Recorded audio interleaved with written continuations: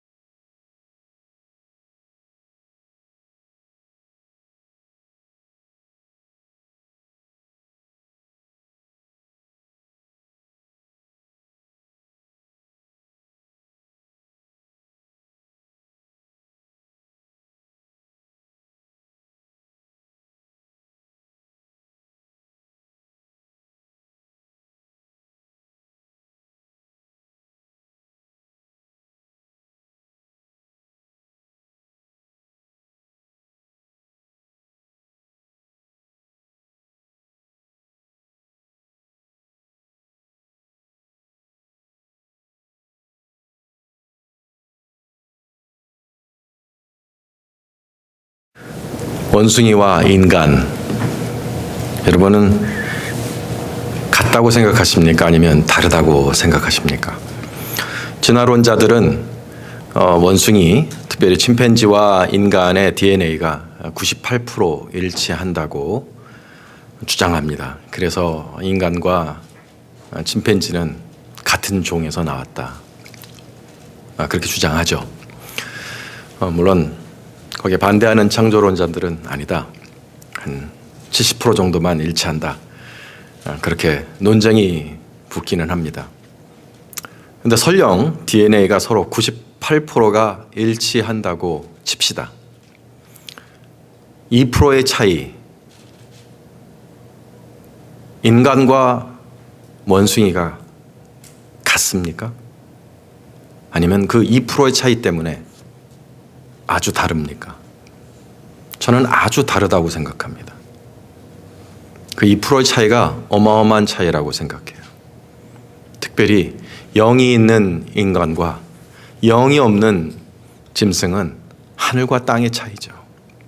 육체가 98%의 DNA가 일치한들 그 영이 다른데 어떻게 같다고 말을 할 수가 있겠습니까? 이와 같은 논리가 성경의 그 권위와 하나님의 말씀으로서의 그 권위를 허무는 데 이용되기도 합니다. 즉 뭐냐 하면 성경을 보니 바벨론 신화와 같다 이거야. 특별히 창세기의 신화가 바벨론 신화와 같다. 그러므로 기독교는 바벨론 종교에서 나온 것이다. 이렇게 말하는 진화론자들과 무신론자들, 그리고 반기독교인들, 심지어는 어떤 기독교인들조차도 이런 생각에 동의를 합니다. 역사적으로 보면 그럴듯해요. 왜냐하면 구약 성경, 특별히 창세기라는 이 성경이 정경화, 즉 오늘날 우리가 보는 것 같은 이런 캐노나이즈 된 이런 정경화가 된 때가 언제냐면 바벨론 포로 이후입니다. 그 이전까지는 그런 정경이 없었어요. 그러나 바벨론에 끌려가고 그 뒤를 이은 페르시아 제국에서 자신들의 그 잃어버린 신앙을 다시 되찾고 신앙의 부흥을 위해 에스라의 지휘 아래 또 왕비의 에스더와 또 아닥사스다 왕의 후원 속에서 정경화가 진행이 되었으니까 아마 그들이 그곳에서 포로 생활을 하며 이 창세기를 저술해 낼 때 바벨론의 신앙과 또는 이 근동의 페르시아의 그런 종교들을 생각하지 않을 수가 없었겠죠. 영향을 그걸 받았다고 말을 할 수 있을까요? 많은 사람들은 그렇게 얘기합니다. 성경의 내용이라는 것은 그때 그래서 바벨론의 종교를 흡수해서 유대화시킨 것이다. 그렇게 말합니다. 실제로 보면 비슷한 내용이 꽤 있어요. 꽤 있어요. 예를 들어서 창세기 우리가 1장에 그리고 2장에 보면 인간을 창조하신 이야기가 아주 간단히 나오죠. 1장에 보면 하나님이 우리의 형상을 따라 우리의 모양대로 우리가 사람을 만들고 그들로 바다의 물고기와 하늘의 새와 가축과 온 땅과 땅에 기는 모든 것을 다스리게 하자 하시고 여호와 하나님이 땅의 흙으로 사람을 지으시고 생기를 그 코에 불어넣으시니 사람이 생명이 된지라 라는 인간의 창조 기사가 있습니다. 이와 비슷한 이야기가 바벨론 신화에 있어요. 에누마 엘리시라는 가장 유명한 신화의 그 태블릿을 보면 6번째 판에 그 창조의 이야기가 이렇게 나옵니다. 전쟁을 일으키게 하였던 주동자인 킹구를 죽여서 그 피로 인간을 만들 것을 계획한다. 진흙에 신의 피를 섞어 인간을 만들었다. 그 진흙으로 인간을 만들었다는 이야기가 똑같이 나와요. 자, 그다음에 인간의 창조의 목적을 뭐라고 얘기하냐면 인간의 창조는 전쟁에서 자기를 지지해주고 싸워진 신들에 대한 선물로 인간은 신들의 고된 일들을 도맡아 하여 신들로 쉴 수 있게 하는 존재이다. 신을 쉬게 하기 위해 일하는 존재로 신을 대신해서 노동하는 존재로 지어졌다는 얘기가 나옵니다. 이걸 보고 사람들이 거 봐라 인간을 지은 이야기가 똑같지 않느냐 흙으로 인간을 만들었다는 얘기가 성경 창세기가 지어지기 전에 바벨론 신화에 그런 얘기가 있으니까 창세기 이야기는 바벨론 신화로부터 나온 것이 아니냐 이렇게 얘기합니다. 근데 여러분 이 두 이야기가 같습니까 다릅니까? 저는 너무너무 다른 이야기라고 생각해요. 얼개는 비슷합니다. 소재도 비슷해요. 그런데 인간을 만드시는 방법을 보세요. 어떻게 인간을 만들었어요? 진흙에 뭘 섞었다고요? 신을 죽여서 신의 피를 섞었다 그랬어요. 우리 하나님이 인간을 지으신 것은 뭐예요? 흙으로 사람을 지으시고 그 코에 생기를 불어넣으셨다. 하나는 피를 넣었고 하나는 하나님의 호흡을 넣었다 그랬어요. 이게 같아요 달라요? 저는 너무 다른 이야기로 들리는 거예요. 피가 뭘 상징합니까? 육체의 정욕과 육신성을 말하는 거예요. 호흡은 뭘 말해요? 영을 말하는 것입니다. 이것은 육과 영의 차이예요. 이 두 이야기 속에서 그려지는 신의 모습은 신들의 모습은 너무너무 다릅니다. 바벨론 신화에서 신들의 모습은 서로 싸우고 죽이고 미워하고 신이 다른 신을 죽여서 그 피를 인간에 섞어서 여기 그려지는 신의 모습이 아름답습니까? 아니요. 그러나 창세기에 그려진 우리 하나님 삼위일체 하나님의 모습은 뭐예요? 세 분의 하나님이 완벽한 조화와 일치를 이루어서 인간을 창조하십니다. 우리가 우리의 형상을 따라 인간을 만들자. 한치의 어긋남도 없고 한치의 불일치도 없고 한치의 불화도 없어요. 서로 사랑하시는 삼위일체 하나님께서 완벽한 조화와 일치 가운데 인간을 지으셨습니다.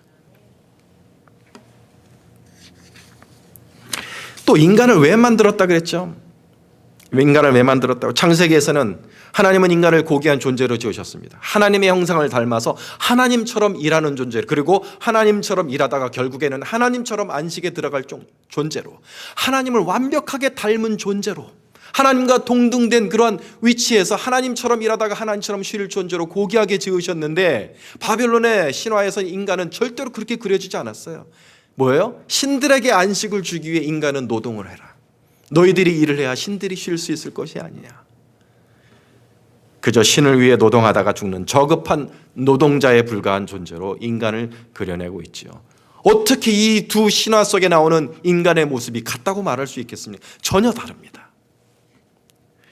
오늘 우리가 읽은 본문도 레위기 15장 본문도 바벨론 종교와 우리 하나님 여호와 신앙이 전혀 다른 신앙이라는 것을 보여주는 증거가 되는 본문입니다.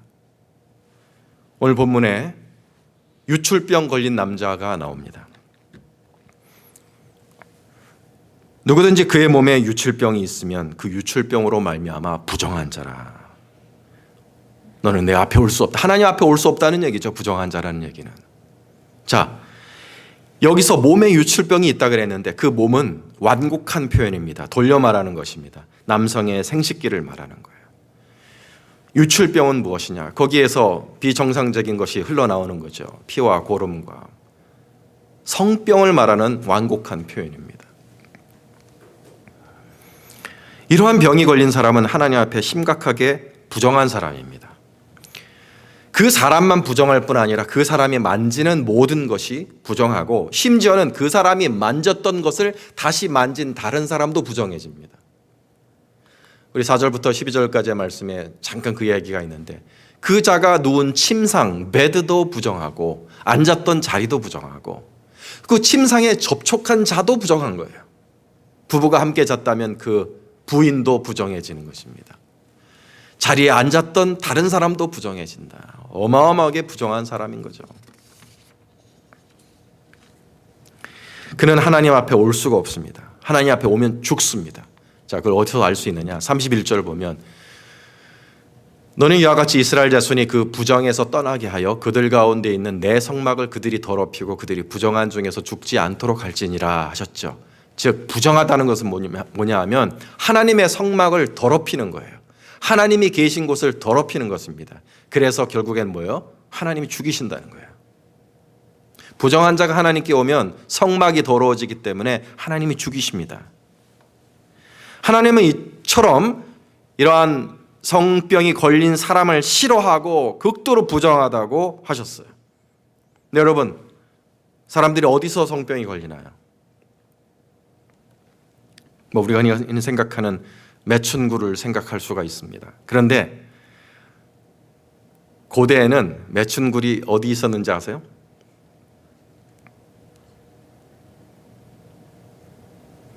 바알 신당 자체가 매춘굴이었습니다. 우리가 바알 신앙, 즉 메소포타미아 그리고 바벨론 그리고 가나안 나아가서 그리스 로마까지 그 당시에 성경이 존재하던 모든 때는 한 가지 신화의 다른 번역본들인 거예요. 각 나라의 신앙들은 이 메소포타미아, 바벨론 이 신화를 다 번역해서 쓴 거예요. 똑같아요. 그 중심에 우리가 가장 익숙한 곳이 뭐냐면 가나안 신앙이죠. 바알과 아세라 신앙이라고 하지 않습니까? 바알과 아세라 신앙의 핵심은 뭐냐면 이거예요. 풍요를 가져다 주는 우리에게 비가 오고 폭풍우가 몰아치고 곡식들이 잘 자라는 일이 일어나려면 바알과 아세라가 하나가 되어야 되는 거예요. 바알과 아세라가 하나가 되어야 되는 것입니다. 그것이 그대로 사실은 번역이 되어져 나가요. 이집트에서는 약간 그것이 변형이 되어서 태양신인 파라오와 나일강 여신의 교합을 이렇게 만들어내도록 만듭니다. 그래서 파라오는 참 강단에서 말하기가 참으로 송구하고 민망합니다만 그 땅의 번영과 풍요를 위해서 나일강 앞에서 참 그것을 해야 돼요. 바알과 아세라도 똑같습니다. 그래서 바알과 아세라를 섬기는 왕과 왕후들은 1년에 한 번 제사를 드리며 거기서 성행위를 합니다. 그것이 왕과 왕후의 행위로 끝나면 좋겠는데 그게 아니에요.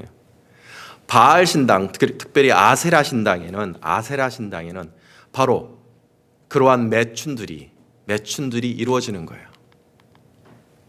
그것을 sacred prostitution이라고 합니다. 신앙의 이름으로 이루어지는 prostitution이에요. 저기 앉아있는 여자들이 거룩한 매춘부들입니다. 아세라를 대신하는 거죠. 일반인 남성들이 바알이 되기 위해서 몰려드는데 돈을 내야만 합니다. 돈을 내고 이 여자를 사야 돼요. 그 돈은 헌금인 거예요. 헌금을 내고 마음에 드는 여자를 골라서 행위를 합니다. 그게 바알과 아세라의 결합을 상징한다는 거룩한 그런 변명을 하면서 이런 짓을 하는 거예요. 이 여자들이 거룩한 매춘부들이 누구냐? 일반 여성들입니다. 종교적인 의무예요. 평생에 한 번은 이 아세라 신전에서 자신의 몸을 아세라처럼 바쳐야 돼요. 예쁜 여자는 앉자마자 의무를 다할 수 있습니다만은 못난 여자들은 3년, 5년까지 기다린 여자도 있었다라고 역사가인 헤로도투스는 아주 자세하게 기술을 해놓고 있어요. 이와 같은 문화가 가나안에만 있었던 것이 아니라 바벨론과 메소포타미아와 그리스와 로마에도 있었어요. 로마 시대 아프로디테 신전에 가보면 똑같은 일이 그대로 진행이 되고 있었죠. 당시에 여호와 하나님 신앙 빼고는, 성경의 시대에 여호와 하나님 신앙 빼고는 다 이렇게 했어요. 여호와 하나님 빼고는 세상의 모든 신의 성전에서는 이렇게 매춘이 이루어지고 있었죠. 사람들이 얼마나 이 바알 신앙을 좋아했겠어요. 남자들이 얼마나 이 바알 신앙을 좋아했겠어요. 사람들이 그렇게 환장한 이유를 여러분 아시겠어요?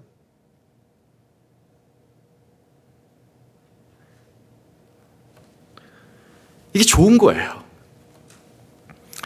이렇게 난잡한 재래의 결과가 여러분 뭐겠습니까? 성병입니다. 갔다 오면, 그래서 바알 신앙이 있는 곳에 항상 그런 성병들이, 매독과 임질과 그런 다양한 성병들이 창궐을 했어요.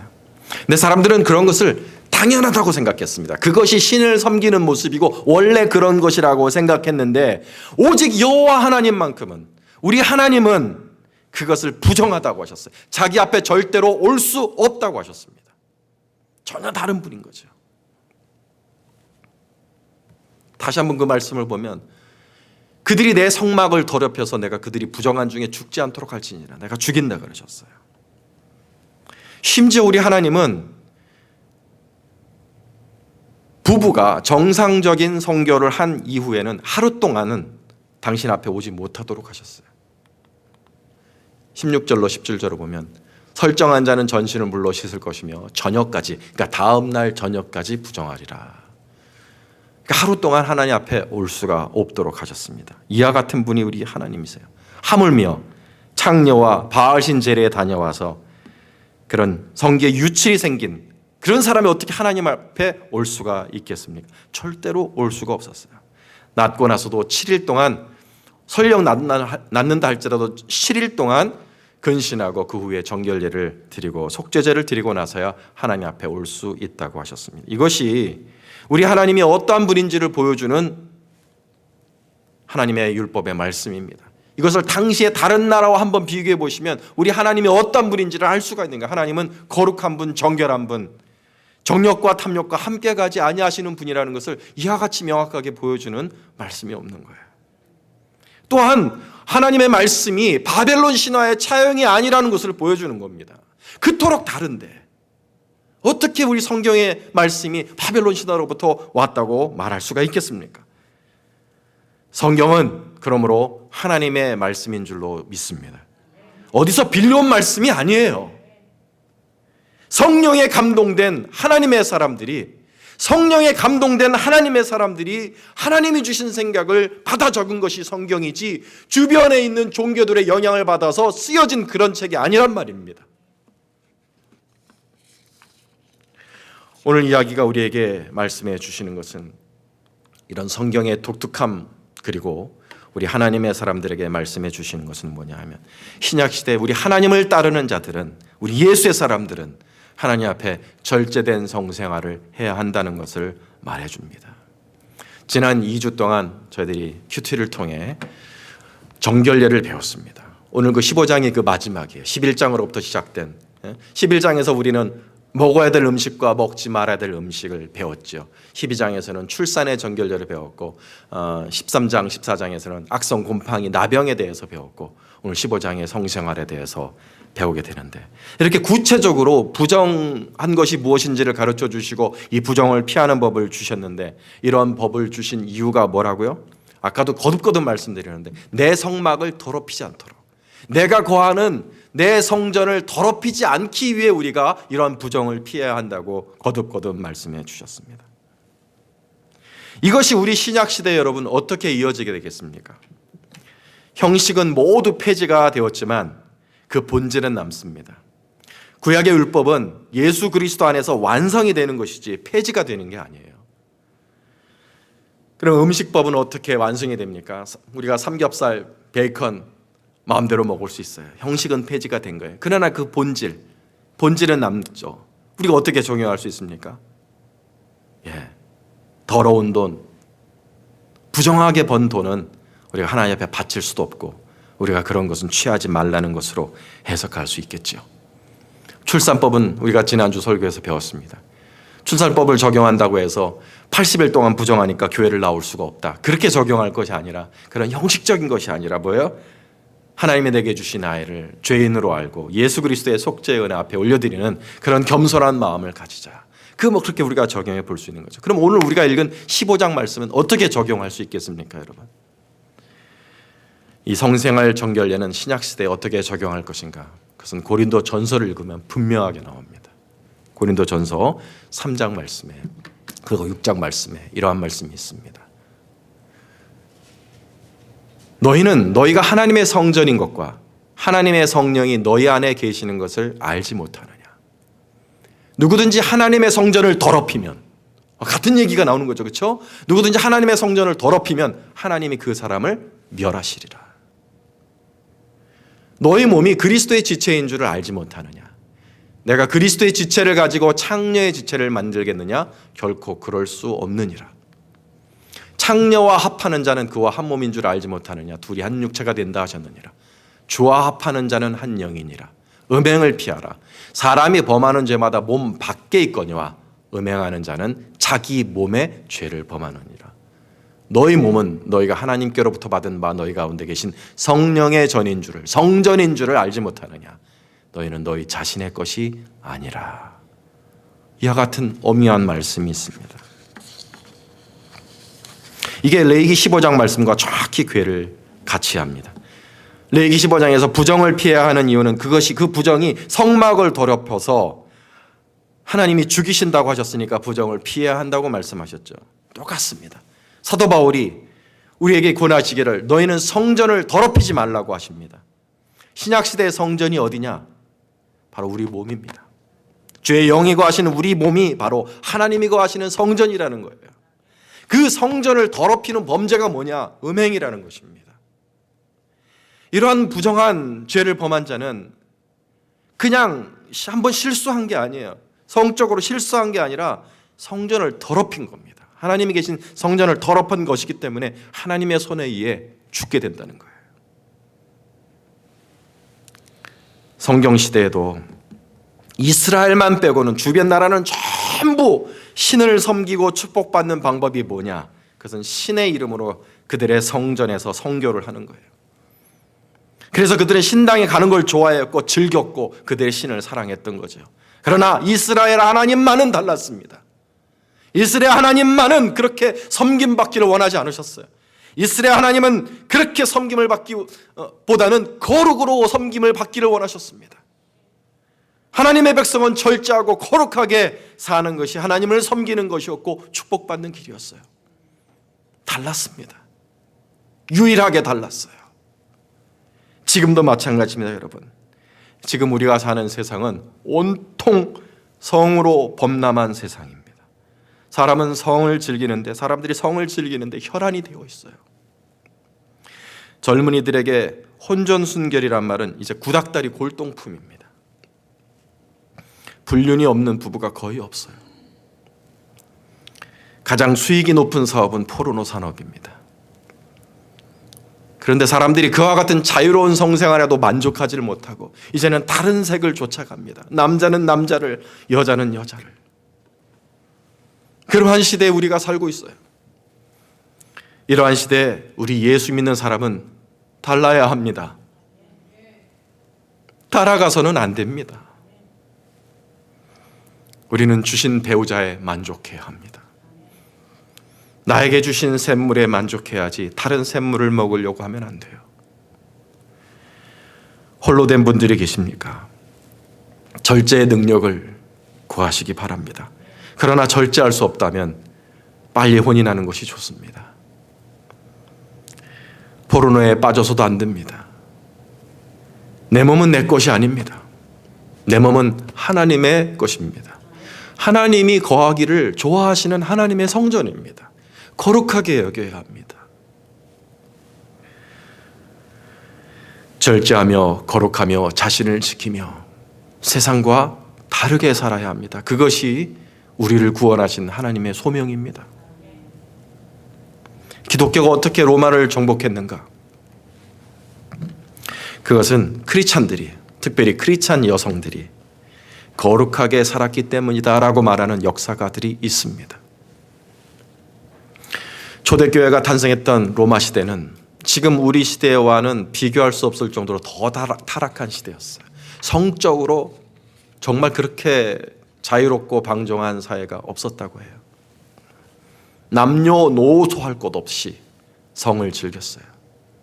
아이들도, 10대 아이들도. 남성들이 가장 좋아하는 것은 아프로디테 사원입니다. 거기 가면 신을 섬긴다는 명목으로 매춘을 할 수 있거든요. 그리고 나서 이런 글들이 많이 있대요. 매춘이 결혼을 유지하는 비결이다. 뻔뻔한 이야기를 하던 시대입니다. 로마 시대에 어느 장소에도 매춘을 할 수 있었다 그래요. 이것이 참으로 놀라운 건데, 사람이 모이는 곳이면 언제나 매춘부들이 있었대요. 식당에도, 운동장에도, 특별히 목욕탕에도. 사람이 모이는 곳이면 다 매춘을 할 수 있었어요. 사람들이 그렇게 살다 보니까 어떤 일이 일어나겠습니까, 여러분? 성병이 그냥 만연하게 된 거예요. 모든 여성들에게 성병이 감염이 되었어요. 그런데 치료제가 없습니다. 지금과 같은 페니실린이나 무슨 이런 항생제 약이 없으니까 그냥 민간 처방으로. 참 그 기록을 보면 끔찍해요. 그러다가 많이 죽어요. 여성들의 평균 수명이 29세였습니다. 근데 그 이유가 무슨 전쟁에서 죽은 게 아니죠. 남자들은 그렇지만 여성들은 거의 다 그 치료를 잘못해서 일찍 죽었다고 해요. 그러니까 나도 기형아가 나오고 불임이 생기고 죽고, 그러다 보니까 이런 일이 생긴 거예요. 이런 일이 생긴 거예요. 상류층의 사람들이, 생각 있는 사람들이, 지도층의 사람들이, 부유한 사람들이 자기 자녀들의 또는 자신의 배우자를 찾을 때 제대로 된 여자를 찾기 시작하는 겁니다. 찾아보니까 제대로 된 여자가 딱 하나밖에 없는 거예요. 예수 믿는 여자들. 예수 믿는 여자들은 정결했어요. 예수 믿는 여자는 달랐습니다. 방종하지 않았어요. 그래서 지도층들마다, 상류층마다, 저마다 배우자를 찾을 때 예수 믿는 여자, 크리스찬 여성들을 찾기 시작하고, 급속도로 크리스찬 여성들이 로마 사회의 지도층 그룹으로 급속하게 유입이 되기 시작합니다. 이 여성들이 장래 로마를 이끌어갈 자신의 자녀들에게 신앙을 전수하고 하나님의 말씀을 가르칩니다. 그래서 로마가 중심부로부터 기독교 사회가 되어가기 시작했던 거예요. 저는 이 성경 말씀을 보면서 이게 여기에 적용될 수도 있는 말씀이겠구나. 디모데전서 2장 15절에 이런 말씀이 있습니다. 여자들이 만일 정숙함으로 믿음과 사랑과 거룩함에 거하면 그의 해산함으로 구원을 얻으리라. 거룩하면 하나님이 한 나라도 바꾸십니다. 거룩하면 하나님이 들어쓰십니다. 이 시대에는 거룩한 사람이 더 희귀해서 더 그렇습니다. 지난주에도 우리가 본 바, 큰 집에는 금그릇과 은그릇뿐 아니라 나무그릇과 질그릇도 있어 귀하게 쓰는 것도 있고 천하게 쓰는 것도 있나니, 그러므로 누구든지 이런 것에서 자기를 깨끗하게 하면 귀히 쓰는 그릇이 되어 거룩하고 주인의 쓰심에 합당하며 모든 선한 일에 준비함이 되리라 하셨습니다. 금그릇과 같이 귀하게 쓰이는 사람이 누구냐? 거룩한 사람이라 하셨어요. 자기를 깨끗하게 하는 사람이라고 하셨습니다. 하나님은 구약시대나 신약시대나 변함이 없으십니다. 그때나 지금이나 하나님은 영원하고 거룩하고 정결하신 하나님이시며 그 하나님을 섬기는 우리들도 그래야 합니다. 이미 범죄하여 성전된 몸을 더럽힌 자가 있으십니까? 죄를 그치시면 됩니다. 죄를 그치십시오. 유출병 걸렸던 이들이 비록 나았다 할지라도 7일간 자숙했던 것처럼 하나님 앞에 근신하는 시간을 가지십시오. 그리고 속죄의 제물이 되신, 속죄의 은혜가 되신 예수님을 붙잡고 씻어달라고. 예수님을 붙잡으면 우리 주님이 깨끗하게 씻어주시고 다시금 거룩한 능력을 부어주실 줄로 믿습니다. 그 과정이 쉽지는 않습니다. 그러나 그렇게 해야 합니다. 모두들 자유롭게 사는데 왜 나만 이렇게 거룩하게 살아야 하지? 그런 회의와 마귀의 유혹이 다시 찾아올 때도 있을 것입니다. 모두들 즐기며 사는데 왜 나만 그래야 할까? 그러나 그 좁은 길에 생명이 있고 그 좁은 길에 영광이 있고 그 좁은 길에만 능력이 있는 줄로 믿으시기 바랍니다. 우리는 그 좁은 길을 걸어가라고 부르심을 받은 사람들이에요. 남들과 다르게 살라고, 남들처럼 살지 말라고.